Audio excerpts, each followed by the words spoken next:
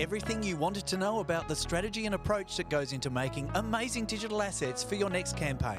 This week on The Core of the Matter, brought to you by Core Comms.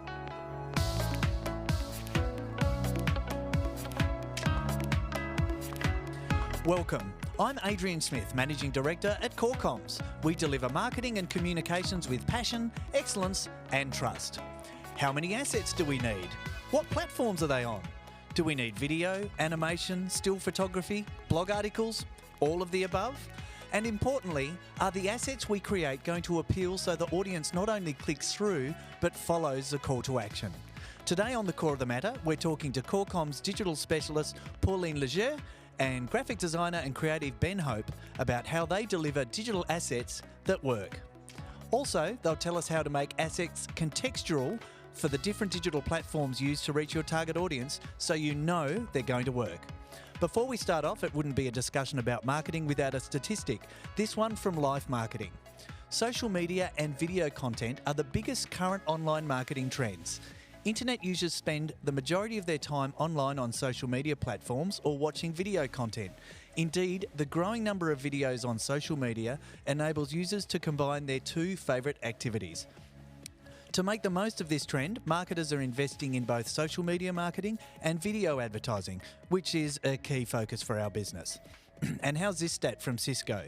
To watch every video that will be crossing global IP networks in 1 month in 2022, one individual would spend over 5 million years to watch them all. So team, welcome. Where do we start? I guess, Pauline, for you, what is it that you love about good creative in a campaign that stands out to the target audience?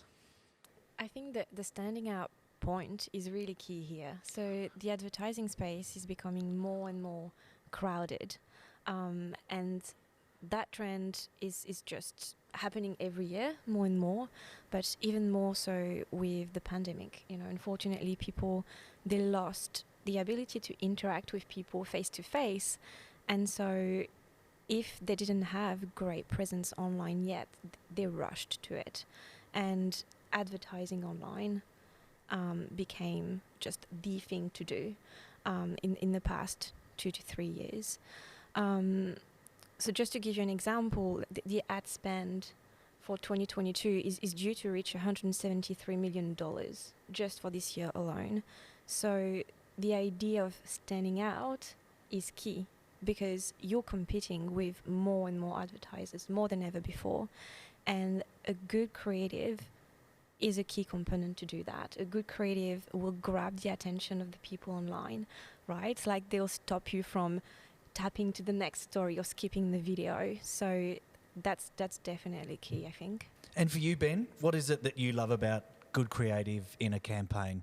Yeah, well, good creative for me, there's sort of two answers there, which is that the first one is just for my personal taste, right? And it's something that influences a lot of my work creatively, which is I follow a lot of illustrators, right? I follow a lot of, comic artists and graphic designers who work in and with sort of an illustrative style.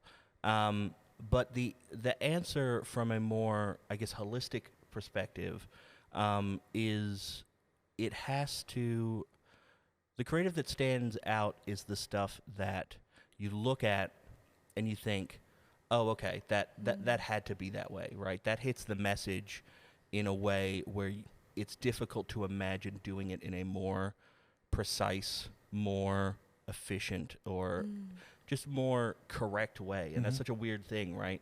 Like, because what we're talking about is stuff that's super subjective, right? But nevertheless, I think that really good creative and creative that stands out is stuff that when you look at it doesn't feel subjective.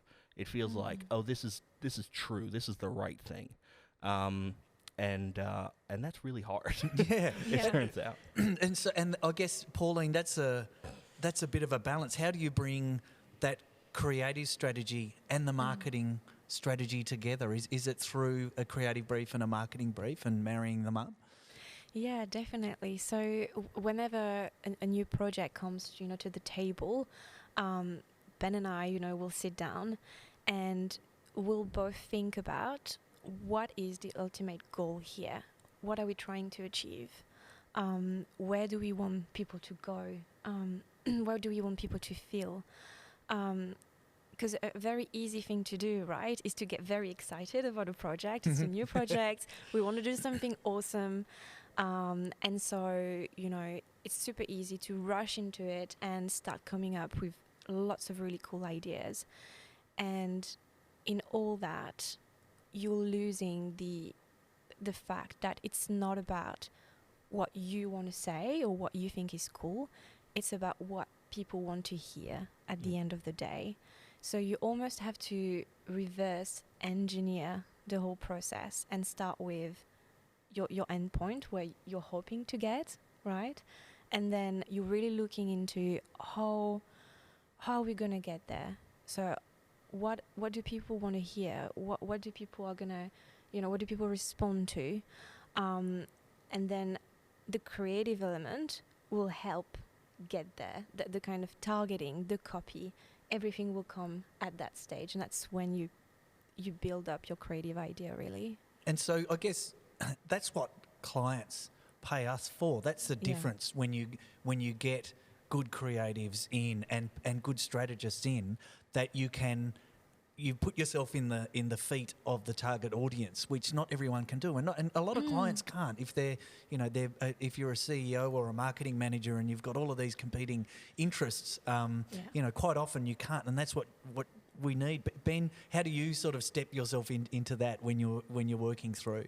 Yeah, well, yeah, and you're exactly right. My approach when it comes to creative briefs is always to break it down and to do exactly as you say, right? To find what is the target audience, because that is always going to help you sort of build your language base, right?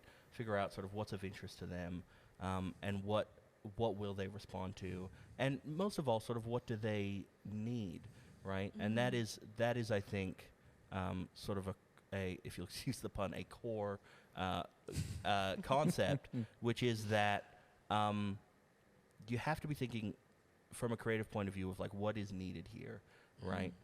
Which can, on occasion that can be different from what a client necessarily comes to you at first saying that they want, right?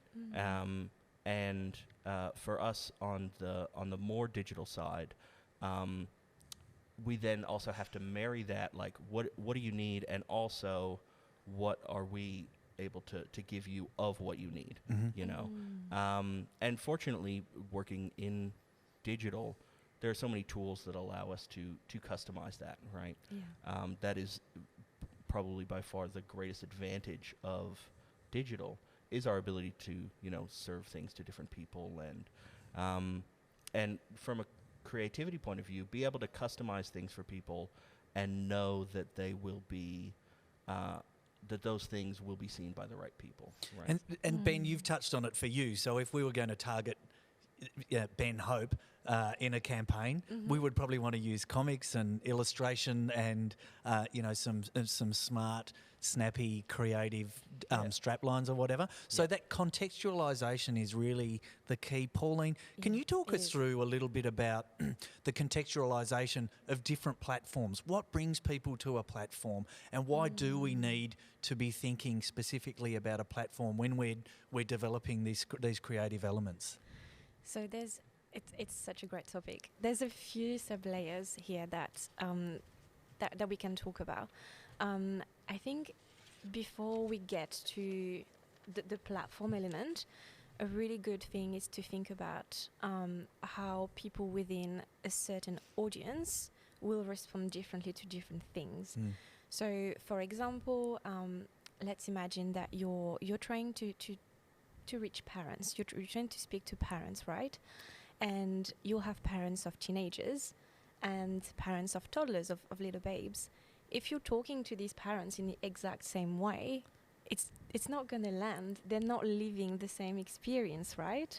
Not at all. So you really have to take that into context and think, what are they experiencing right now, and portray that through anything that you create.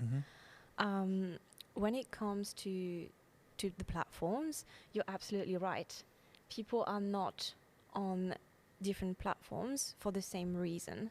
And so if you're trying to talk to them, on LinkedIn, for example, in the exact same way that you're trying to reach them on TikTok, they're not going to respond to it. You have to really think about why are people on these platforms, and how do I produce something that they're going to enjoy. So LinkedIn, what sort of messaging does it need? Why are people on LinkedIn? So traditionally, LinkedIn is a very professional network, right? It's about connecting with, companies that, either you work for or that you admire, that you want to follow, what they're up to. You want to follow professionals or experts that, in your field that you want to hear from. So that used to be LinkedIn traditionally a few years back. Although what we're observing at the moment, and again, I think the pandemic has had quite a bit of an effect on that platform, right? A lot of people share more personal stuff. I don't know if you've noticed it. And it's still linked to work, but they're bringing a more human, personal element to it. So, for example, you'll see people opening up about the fact that maybe they have a disability. And so what does it mean for them in the workplace? What does it mean for them when they interact with colleagues or clients? And so there's almost this more human side of things that is really developing at the moment. And I find it very beautiful. Some people get irritated about it because they think it's starting to morph into Facebook. So each their own, I suppose. And where's Facebook at now? What sort of a platform are people like us viewing it as, and how are we using it in our campaigns?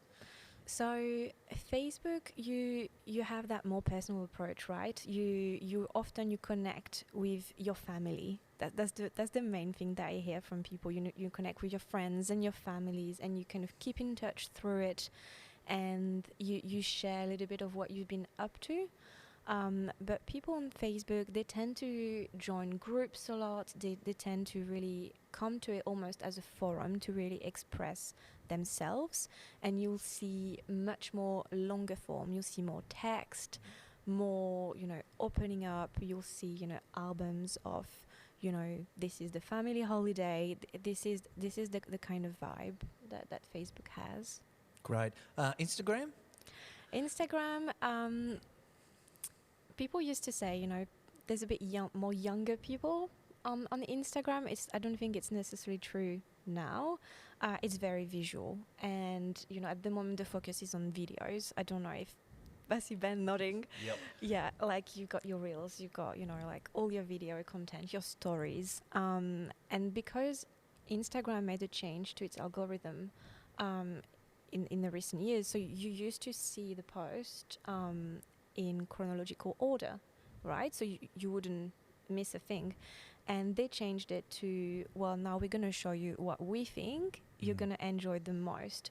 So it's actually super easy to miss a post from, someone that you follow.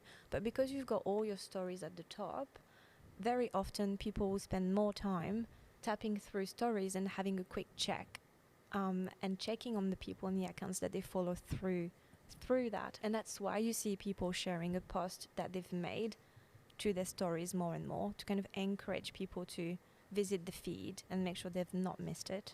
And anyone listening who has teenagers, they do flick through those stories very quickly. Right. Sometimes it's, a millisecond on each one.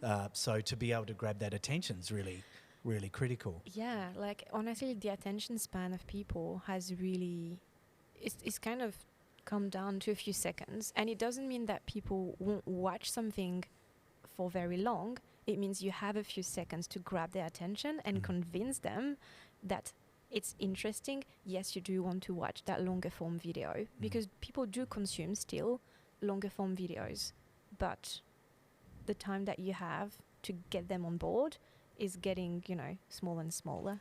Which actually really, a lot of the discussions we have when we're doing our creative sessions is talking about what's that opening scene, what's that first thing that they see. I want to get to you on some of that stuff, Ben. I'll just quickly, TikTok and Snapchat, we're rolling a lot of that into our campaigns now. Yeah. In fact, most campaigns. Can you just tell us a little bit about why, at the moment, in 2022, why people are on TikTok and Snapchat? There's a real entertainment aspect for TikTok and Snapchat. So if you're trying to sell something on TikTok the way you would, for example, on Facebook, quite openly sometimes, it's not going to work. People don't want to be told things. They don't want to be sold things. They want to watch something funny. They want to watch something engaging, something interesting. So you can within products and key messages within these videos, but it has to be entertaining. That's the key thing. Yeah. And you don't have text or like 100 characters, for example, for TikTok. So you don't actually have the opportunity to write a lot of context. You can put subtitles, you can overlay some text to your video if you wanted to, but it's not the place to start writing an essay. So yeah, that's I think in a nutshell. So Ben, talking about, I think about a campaign that we did late in 2021, which was around vaccinations, and we'll have a link to it in the for this podcast for people to click on and have a look. I remember when we were putting that together, because it was aimed at younger audiences, we worked really hard to get some slapstick, something funny into it very, very quickly, so we could maintain the audience's attention. Ben, for you, what are the kind of things you're thinking about, either graphically or just creatively, to really sort of get that first bit of attention? Yeah, well, I think touching on what Pauline was talking about, part of what I think is the shift, and I think probably what differentiates digital in some ways from perhaps more traditional stuff, which we also do, is that the advertising has to be content too, right? So instead of the more traditional model where it's like, TV, here's the thing you're watching, and then the ads are in the middle. The ads actually have to be they have to sit inside someone's, TikTok feed in a way that is engaging for them. And from the creative point of view, that can then be difficult as well, because suddenly you're not just competing with other advertisers. You're competing with you're competing with what is functionally the TV show as well, right? You're competing, right? So getting people's attention in some ways becomes even that much harder. Yeah.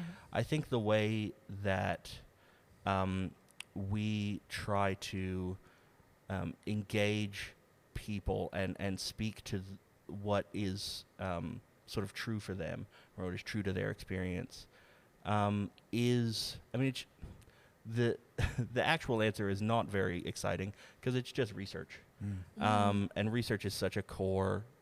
It is. I gotta stop saying that. It's such a core thing for us and for any creative project, because, look, you're not always talking to people who are you, right? In fact, rarely.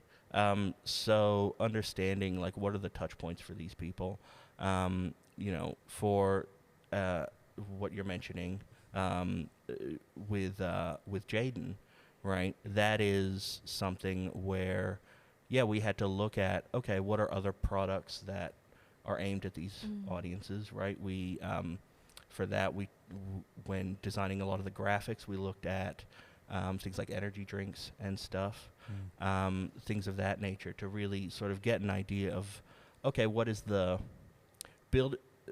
people in certain demographics, at least the idea is that people in certain demographics have a kind of visual language that they understand that gets reinforced from the things that they see and engage with.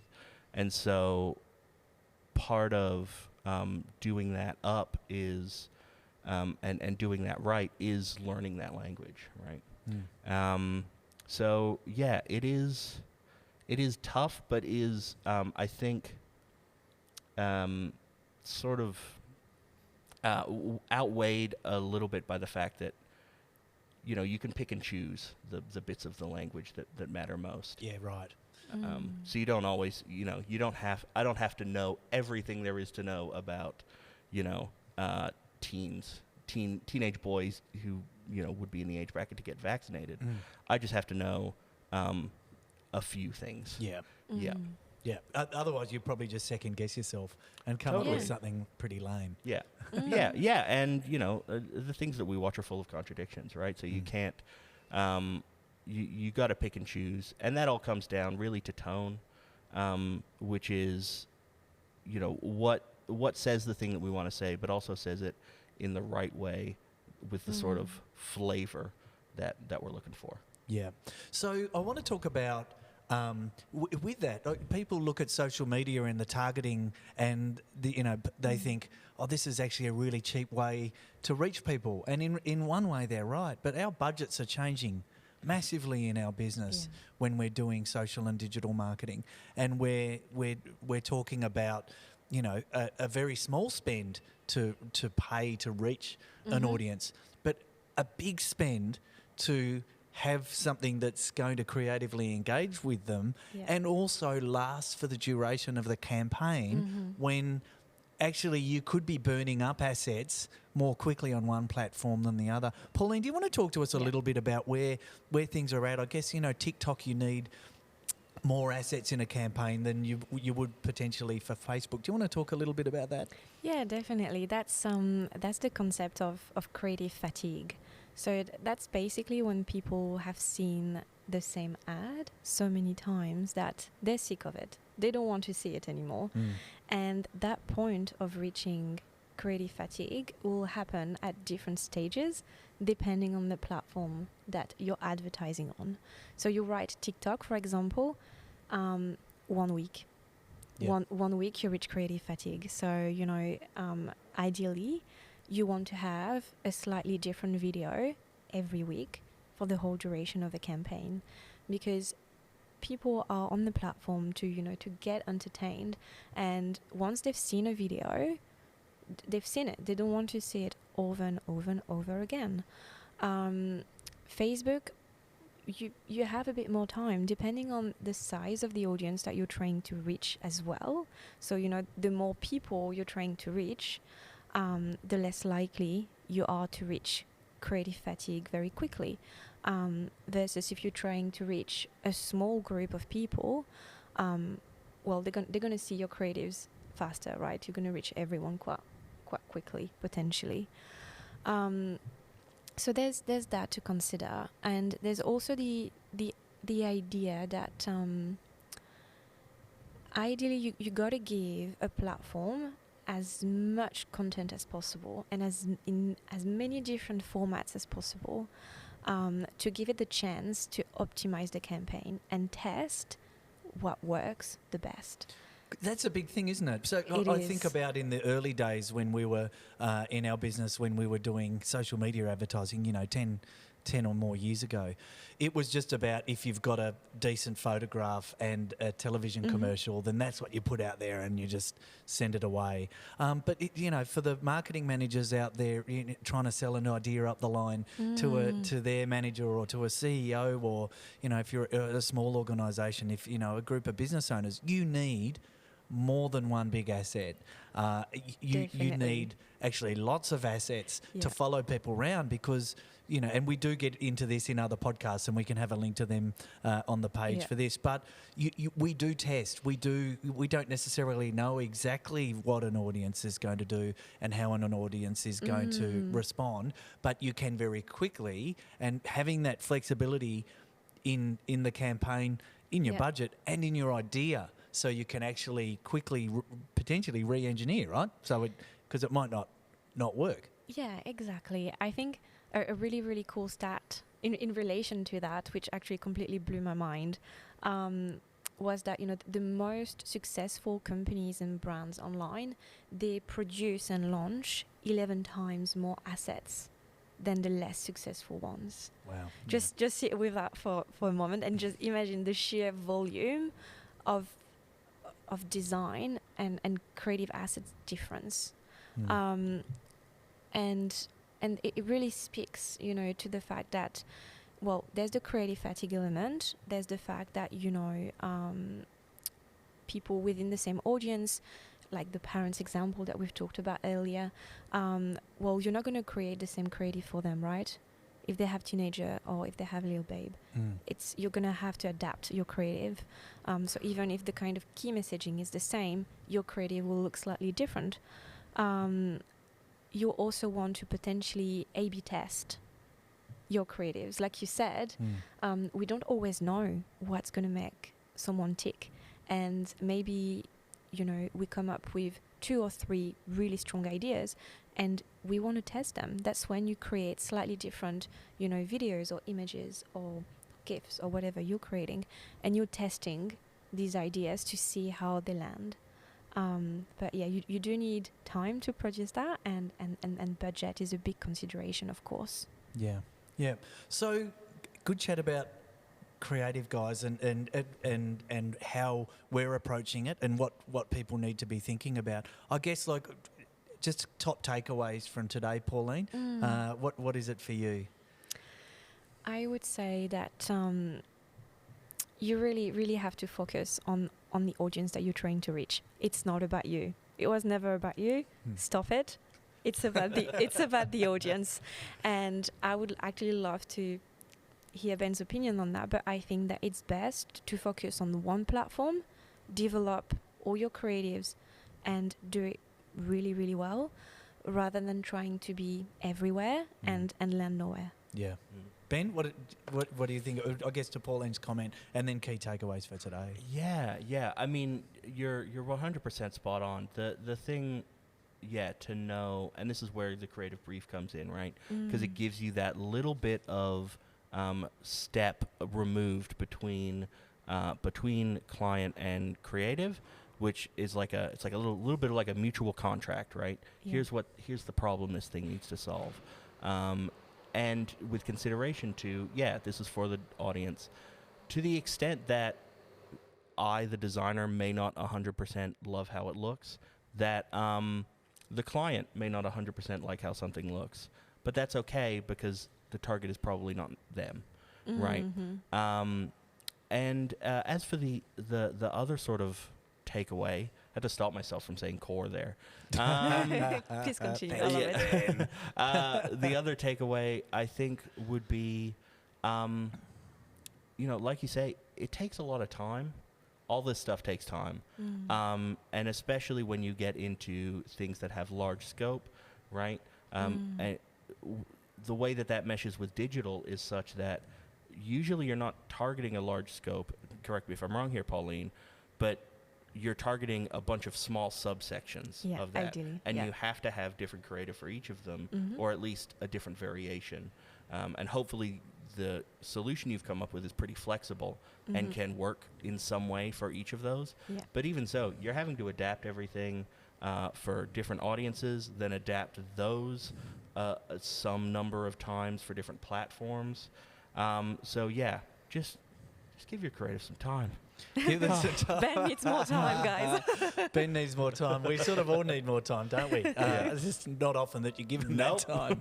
I guess that funny trade-off is, with creative, sometimes, you can procrastinate and go, I need more time to think. And often that inspiration just comes from the pressure of actually needing to get it done. But, that's when inspiration strikes, it's a bit difficult to work out.